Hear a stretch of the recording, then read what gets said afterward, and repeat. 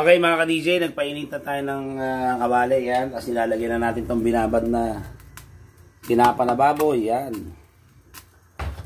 Ganun lang kasimple mga ka-DJ. Tapos lalagyan natin ng konting tubig. Pakuloy natin. Mamaya meron na tayong masarap na tapa. Yan. Depende po yan. Pag malambot na, pwedeng dagdagan ulit natin ng tubig. Okay, yan. Ganyan lang mga ka-DJ. Oh. Simpleng-simple. Meron na kayong masarap na tapa na baboy. Tapos takpan natin. Balikan natin mamaya. Okay, bibitiw mga ka-DJ. Okay mga ka-DJ. Ito na po ang itsura. Pinakuloan na natin ng halos, ano na. Walang ko lang isang oras. Ayan, oh. Medyo... hintayin natin lumapot ng konti, tapos tsaka natin piprituin ulit itong tong tapa ng baboy. Okay, diba? Diba natin yung salsa kung okay. Okay, balikan ko kayo guys, malapit na to. Okay, check natin mga ka-DJ. Ayun, pwede na to. So, hahanguin muna natin, tapos ipiprituin natin yung tapa, saka ibabalik natin yung sabaw. Yun lang ang technique dyan mga ka-DJ. Mga ka-DJ, tinanggal na natin yung sabaw. Ito. Ngayon, lalagyan natin ng konting mantika. Depende po sa inyo. Yan. Para mag-brown yung tapa.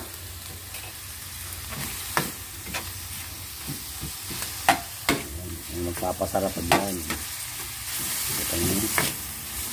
Tapos habang piniprito nyo, iusan nyo ng konting salsa para manuot.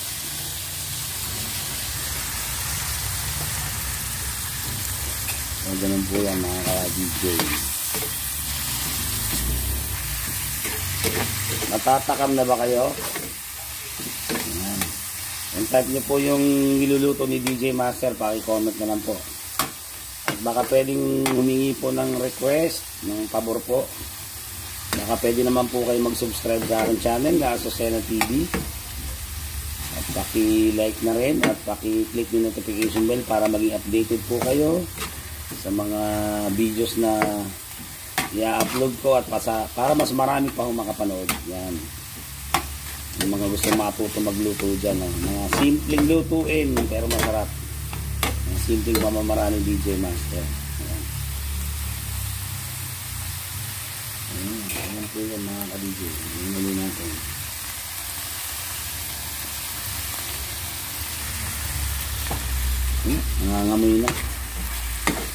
Nangangamoy na po mga ka-DJ.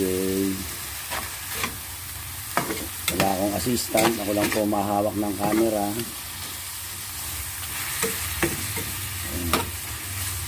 Ano, baka na bang masarap? Hindi na mukhang masarap, talaga masarap. Nako. Ibus na natin itong sarsa para matuyo na siya. Matuyo na.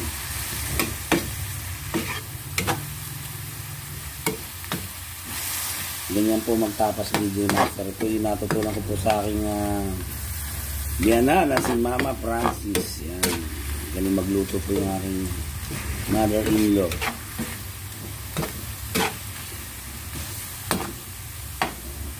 Diba?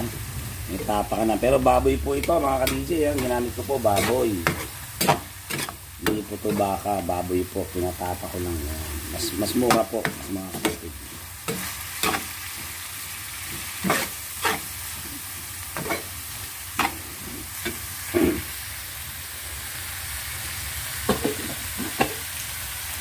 Ako may nakaalala sa atin. Sa mid ako. Almost done na po tayo.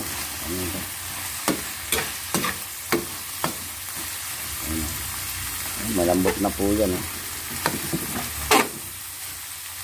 Malambot na. For plating na tayo mga ka-DJ. Okay, for plating na po. Okay, mga ka-DJ, ito lang ating finished product. Ang tapa ni DJ Master yan. Baboy po ginamit ko. Tapang baboy po. Yan po. Ano masasabi nyo? Pinatuyo na natin, no? Para nanuot yung lasa. Wow. Okay, sana po ay nagustuhan nyo aking binahagi sa araw na ito. Itong tapang baboy ni DJ Master. Maraming salamat po sa mga sumama sa akin hanggang sa huli. Hanggang sa muli. Ito po si DJ Master nagsasabing laban lang. God bless you all. See you on my next vlog.